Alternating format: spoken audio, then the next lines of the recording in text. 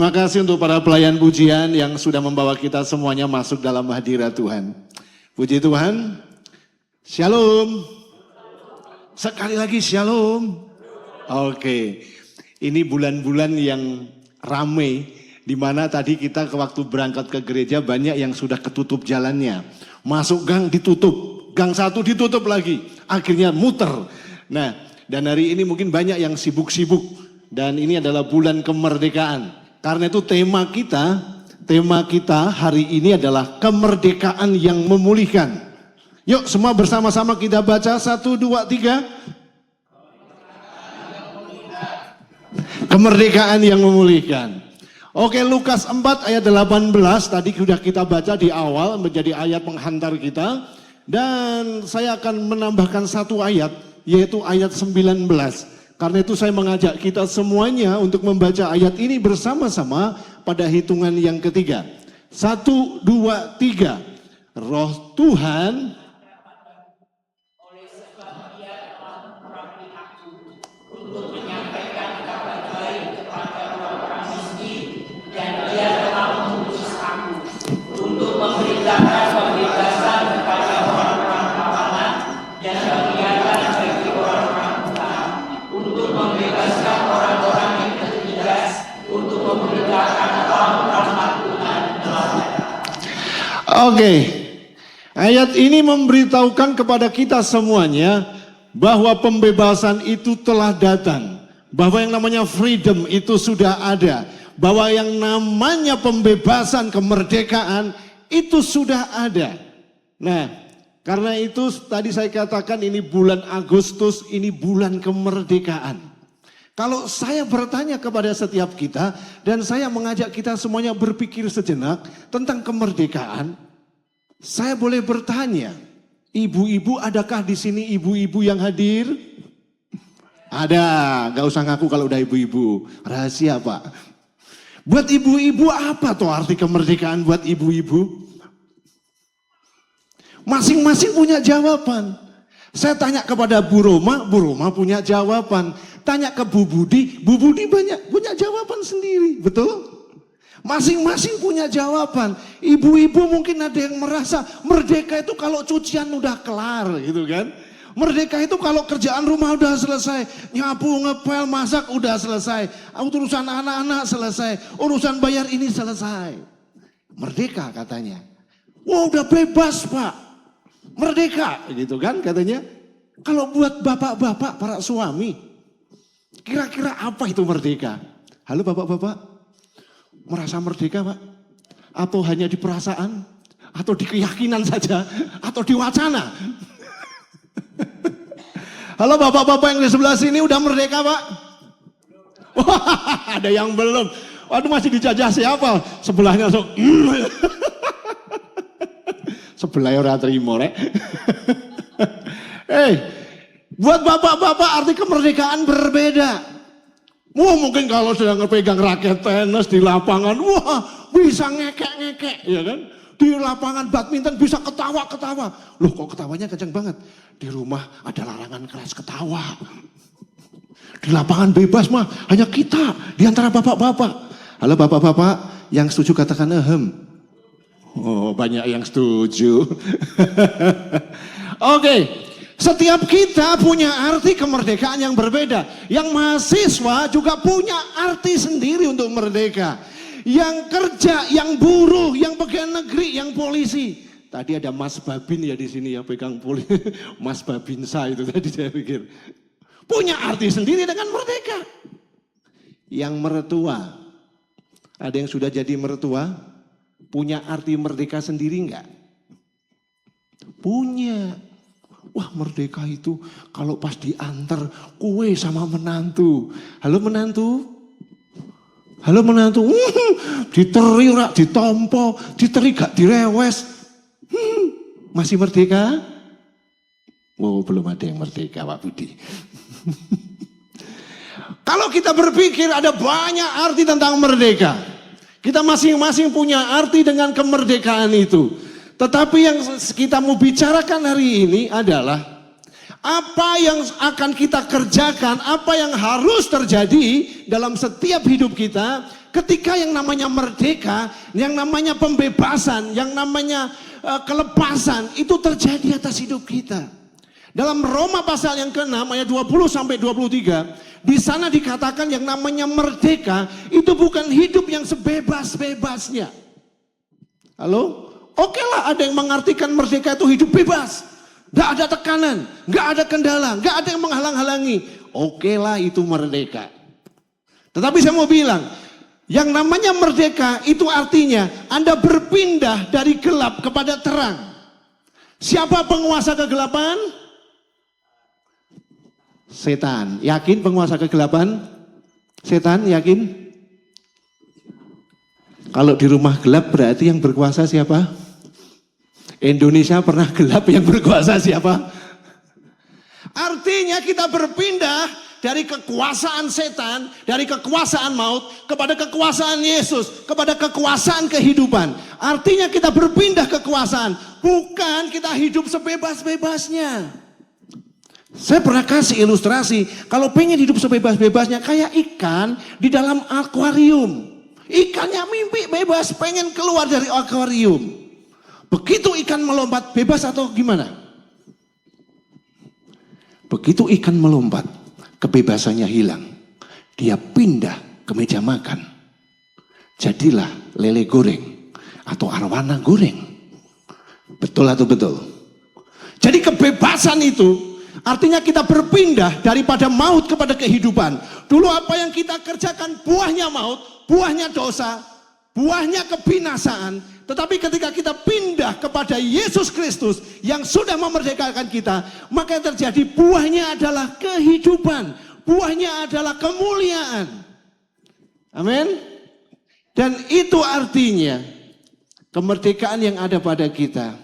Dikatakan di sana, dikatakan ayatnya tadi, boleh tayangkan lagi? Tayangkan aja, gambar saya nggak usah ditayangin, nggak apa-apa. Roh Tuhan ada padaku. Jadi hari ini kita mau berbicara setelah roh Tuhan ada padaku. Di sana ayatnya berkata, oleh sebab ia telah mengurapi aku. Untuk apa? Yuk bersama-sama baca. Untuk apa? Menyampaikan apa? Kabar baik. Kemarin di share di My Team, satu pertanyaan yang saya tanyakan. Paling gampang itu ngobrol apa? Waktu musim bola, kalau ngobrol bola, ngobrolin Argentina, ngobrolin Inggris, ngobrolin Spanyol yang dijagokan, semangat gitu. Tapi saya berkata, menanya pada kita, waktu ngobrol tentang Yesus, selancar ngobrol tentang Spanyol atau Argentina kah? Halo? Kenapa? Ngobrolannya kok nggak lancar? Ketika mau ngomong Yesus kok rasanya sini, kenapa? Pertanyaannya, adakah roh Allah yang tinggal dalam diri kita? Kan itu saja. Karena pada bagian yang lain, pada Korintus 3 ayat 17 di sana dikatakan, di mana ada roh Allah, di situ ada apa? Ada apa? Kemerdekaan. Di mana ada roh Allah, di situ ada kemerdekaan.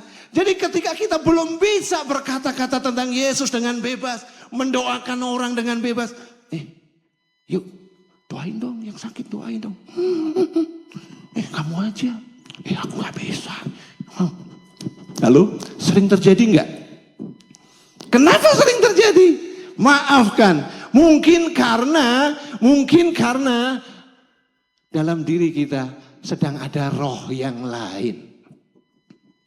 Jadi ngomong sama kiri kanannya, ada roh Allah lo di dalam hidupmu.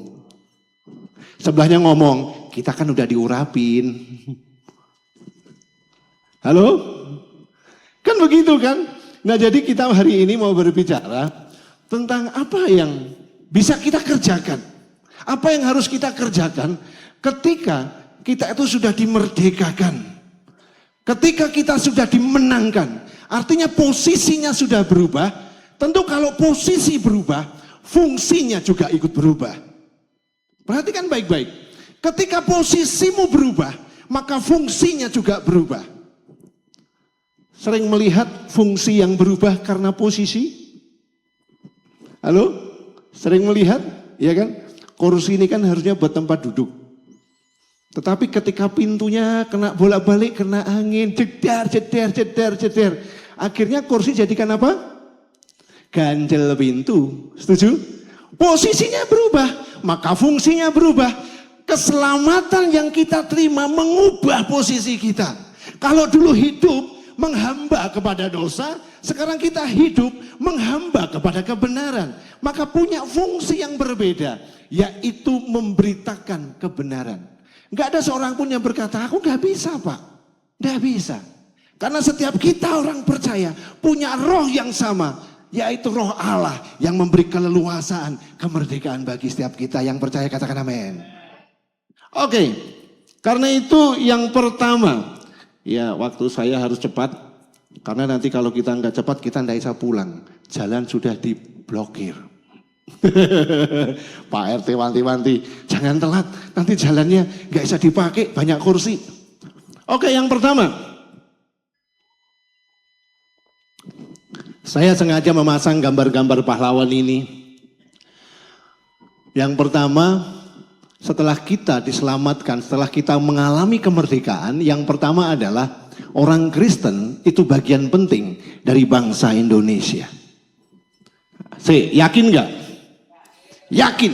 Kenapa? Kenapa kita yakin? Karena kemarin ada isu begini. Apa itu perjuangan orang Kristen? Apa ada orang Kristen mengangkat senjata perang waktu kemerdekaan? Ada. Mana? Yang perang bukan orang Kristen. Tapi yang angkat perang mah santri, ulama, santri. Halo?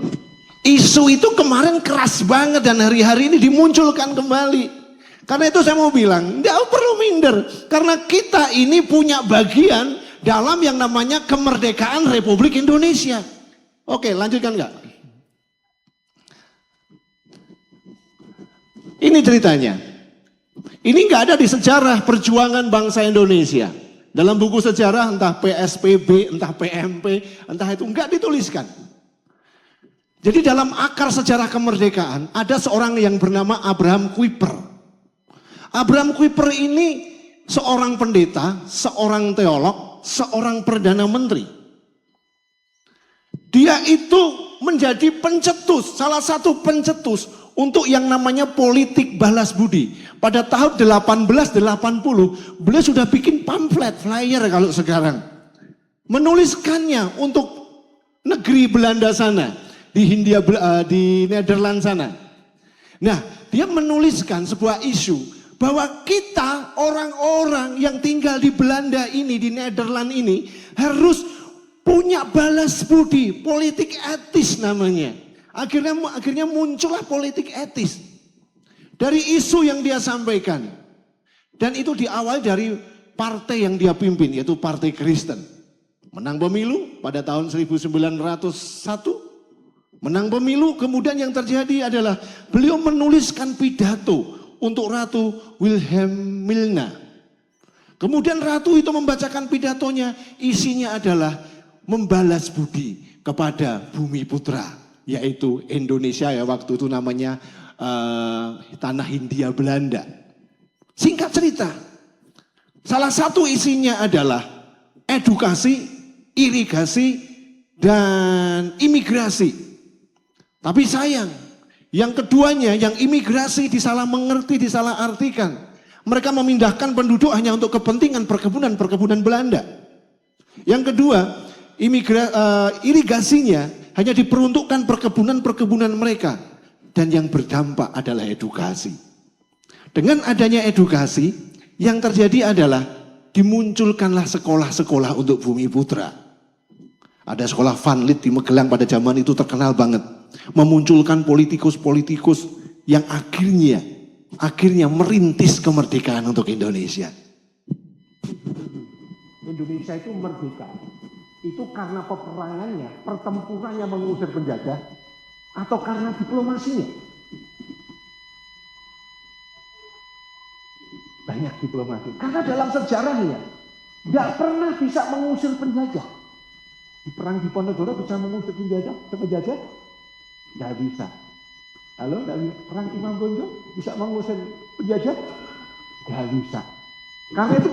Karena itu pembukaan di Undang-Undang Dasar kita berbunyi, karena rahmat Allah yang Maha Kuasa disertai dengan keinginan luhur, maka dengan ini bangsa Indonesia menyatakan apa? Kemerdekaannya. Bukan karena perang, tapi rahmat Allah. Ternyata itu adalah seorang. Nanti akan saya jelaskan di sana. Karena itu selain ini, jadi kalau Bapak Ibu sudah ingin tahu tentang Abraham Kuyper, baca History of Southeast Asia, seri keempat. Nah di sana saya menampilkan gambar, ada yang tahu ini namanya, terus Kak? Ini namanya adalah Johannes Leimena, satu kampung dengan Pak Albert. Pak Albert Lopati, dia Leimena, betul Pak Albert? Leimena, dia itu negosiator yang ulung. Perjanjian perundingan pertama itu Linggarjati, Romroyen, Meja Bundar. Dia ada di sana terus. Dia seorang anak Tuhan. Seorang anak Tuhan. Saya lanjutkan lagi ya, biar cepat. Lagi. Nah ini Kapitan Patimura, Thomas Matulesi. Isunya sempat dikatakan bahwa namanya bukan Thomas Matulesi. Tapi namanya itu Kapitan Patimura itu Matulesi, berasal dari Ahmad Lesi. Dan akhirnya setelah diteliti lebih jauh oleh peneliti dari Universitas Indonesia, nama Mat Lesi atau Ahmad Lesi ini tidak ada bukti sejarahnya. Dan singkat cerita, ini perang ini tahun 1817. Sebelum perang Diponegoro yang besar, sebelum perang Imam Bonjol. Perang Diponegoro 1825 sampai 1830. Imam Bonjol sekitar 1820-an. Ternyata ini adalah perang yang terbesar yang dialami sebelum masa kemerdekaan. Perang paling besar yang merugikan pihak company, pihak VOC. Mereka rugi karena biayanya sangat besar. Apalagi dilanjutkan dengan perang-perang berikutnya. Mr. A.A. Maramis, Alexander Andreas Maramis. Dia,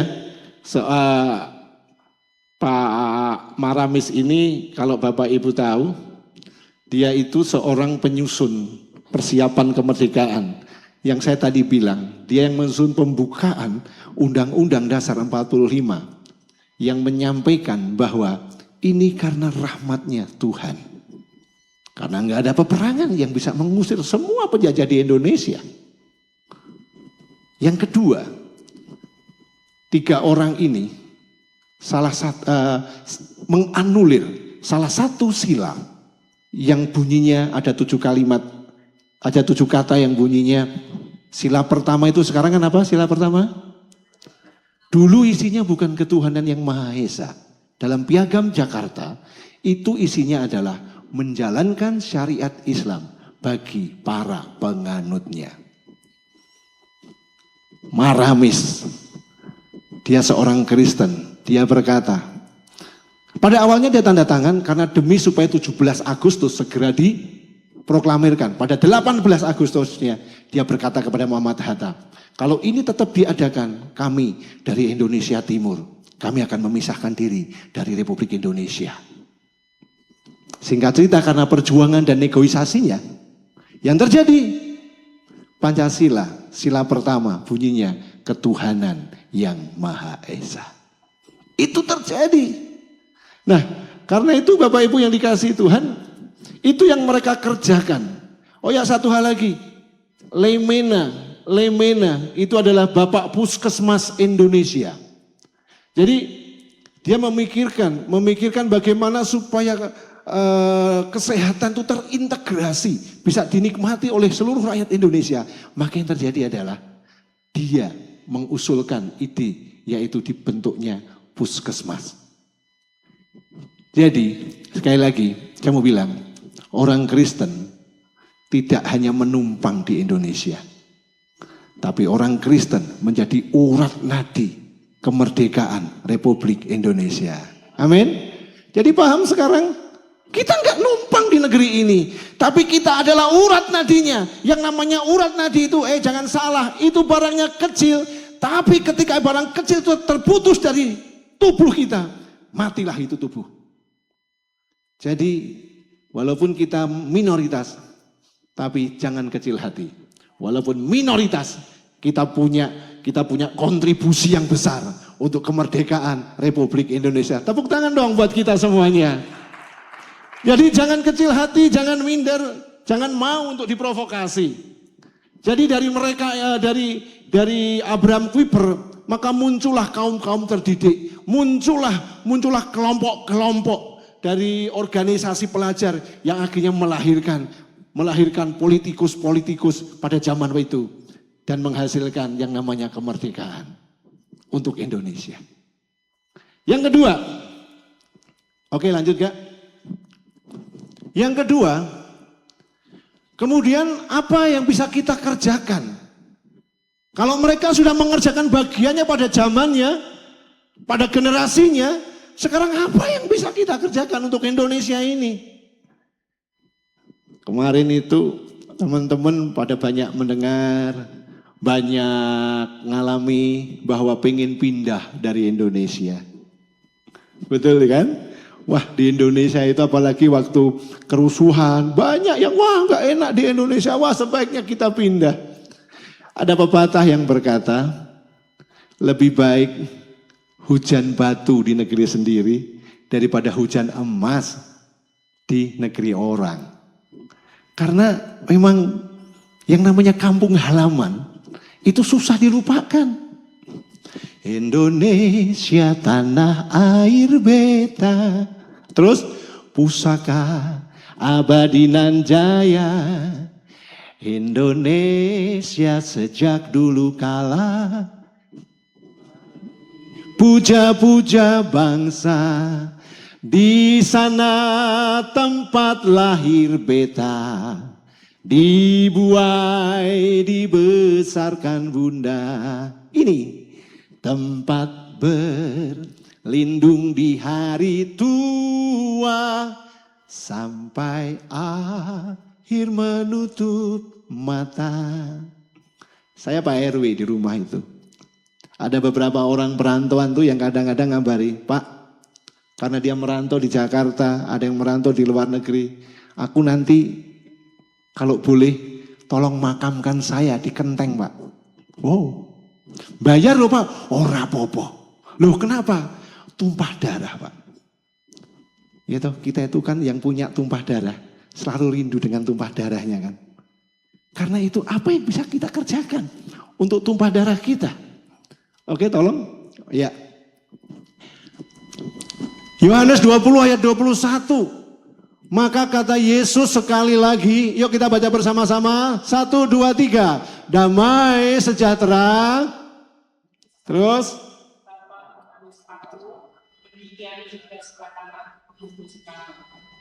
Oke.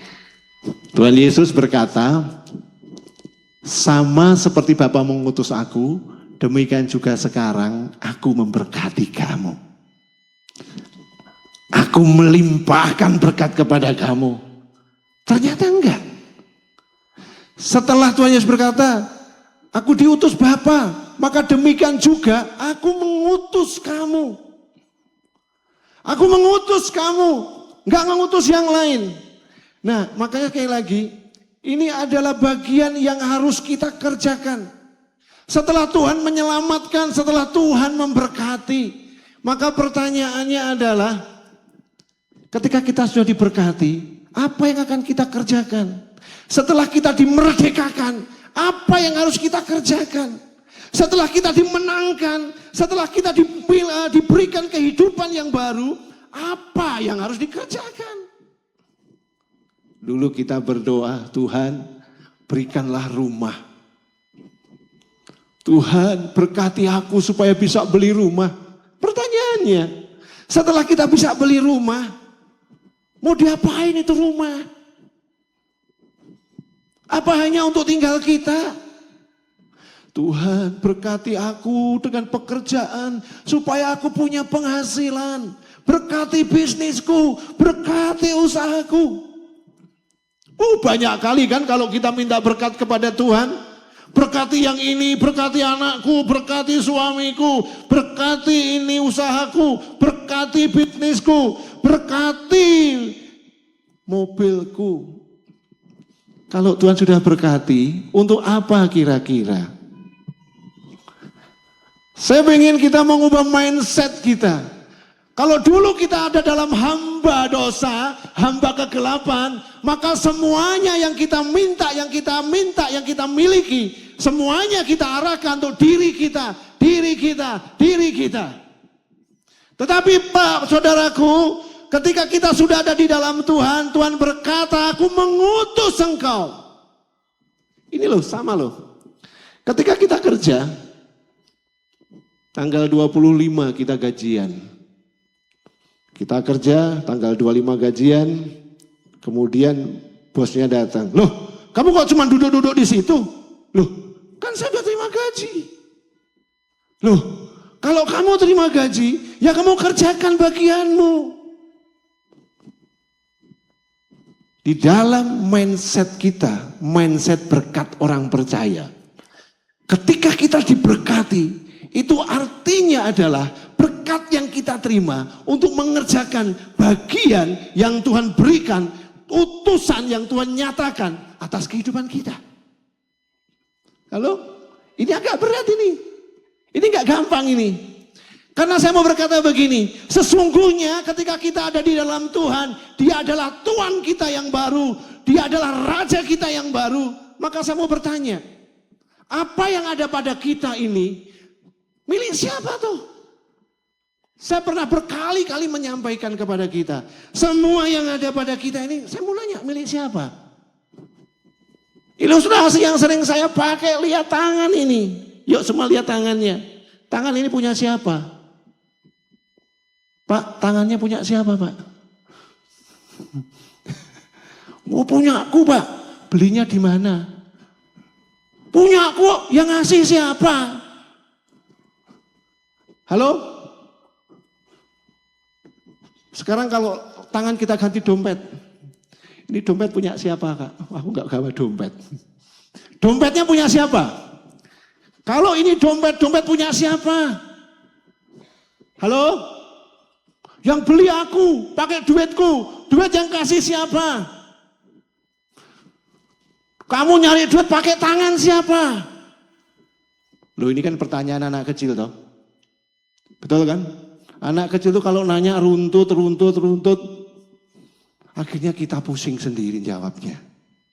Tapi saya mau bilang, bahkan baju yang saya pakai ini adalah haknya Tuhan. Setuju Pak Endro?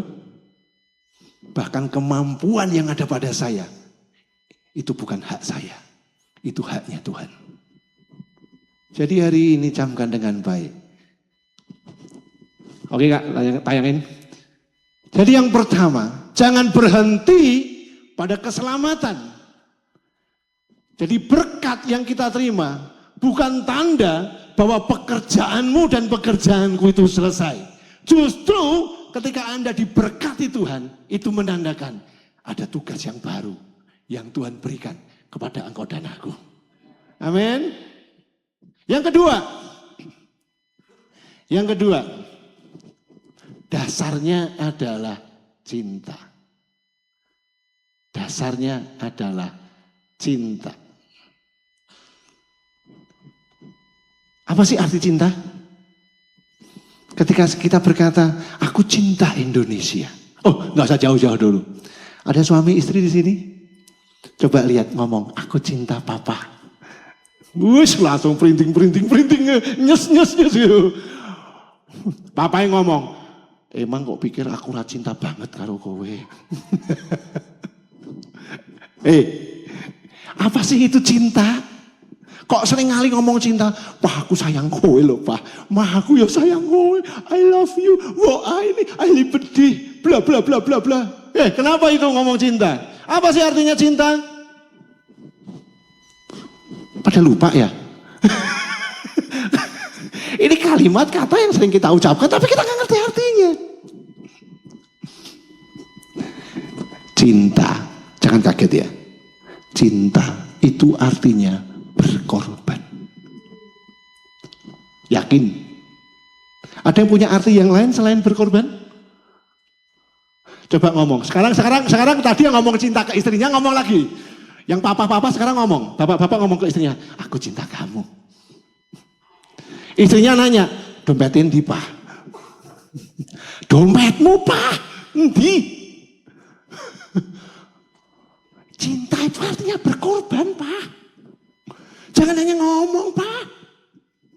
Halo?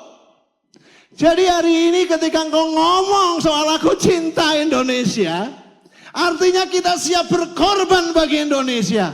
Minimal kita mau berdoa buat Indonesia. Yang setuju bilang amin. Minimal loh, kenapa? Karena kita lahir di Indonesia, makan di Indonesia, minum di Indonesia, cari duit di Indonesia. Mantok ke anak neng Indonesia, nanti ditakeh mantok kene neng Hong Kong.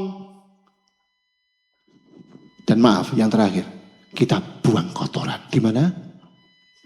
Mangane neng London, mangane neng Sydney, Bali gua neng di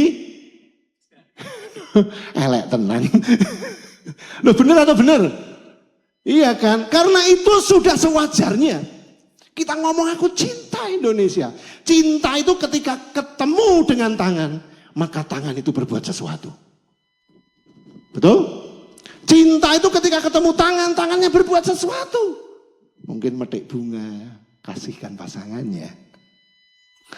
Karena cinta. Ketika cinta ketemu yang sedang sakit, maka cinta itu berkata, aku bisa mendoakan engkau loh, Pak. Aku punya Yesus. Bapak mau terima Yesus? Dasarnya cinta. Amin. Kalau mau ketemu orang yang susah hati, Pak, mau aku doakan. Aku pernah ngalami loh, Pak. Aku susah banget. Uripku nelongso banget. Usahaku reso diarep-arep, Pak. Tapi aku punya Yesus yang bisa nolong aku. Amin. Itu yang bisa kita kerjakan. Yang terakhir apa tadi?